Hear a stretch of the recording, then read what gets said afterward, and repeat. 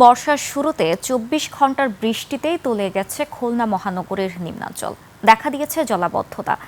ড্রেনের পানি বাড়িঘরে প্রবেশ করায় চরম দুর্ভোগে নগরবাসী।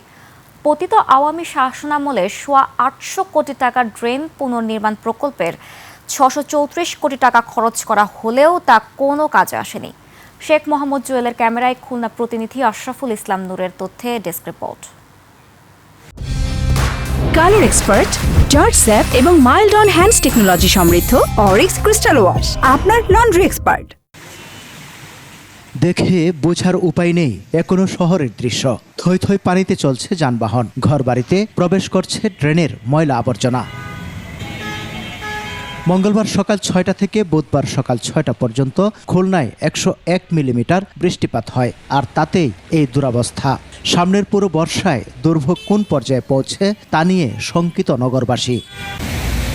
অভিযোগ, নিষ্কাশনের প্রধান মাধ্যম ২২টি খাল দখলমুক্ত ও সংস্কার না করা, নিয়মিত ড্রেন পরিষ্কার না করা এবং জলাধার ভরাট হয়ে যাওয়াতেই এ অবস্থার সৃষ্টি হয়েছে।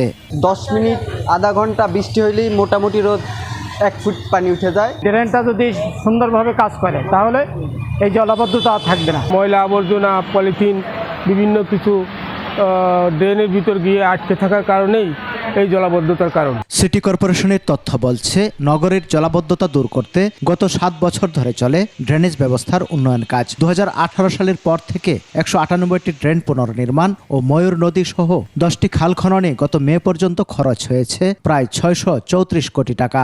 অথচ এসব কাজের কোনো সুফল পাচ্ছেন না নগরবাসী। গত ৮ বছর থেকে ১০ বছর এই একই জলাবদ্ধতায় খুলনার মানুষ অতিষ্ঠ। বৃষ্টি হলে যে পানি কেন বাঁধে এ বিষয়ে মনে হয় কর্তৃপক্ষের একটু ভাবা উচিত। একদিকে অর্থতস্রুপ, অন্যদিকে অপরিকল্পিত প্রকল্প, যে কারণে আসলে বারবার অর্থ খরচ হলেও এবং জনগণের রাষ্ট্রের টাকা খরচ হলেও বেসিক্যালি কোনো আসলে কাজে আসে নাই। কেসিসি কর্মকর্তারা বলছেন, ড্রেনের কাজ চলমান থাকায় পানি নিষ্কাশনে সমস্যা হচ্ছে। আমরা গড়ে ৩টা করে ওয়ার্ডকে কাজ করছি, কিন্তু এই মুহূর্তে বৃষ্টির কারণে সেই কাজটা করতে পারছি না।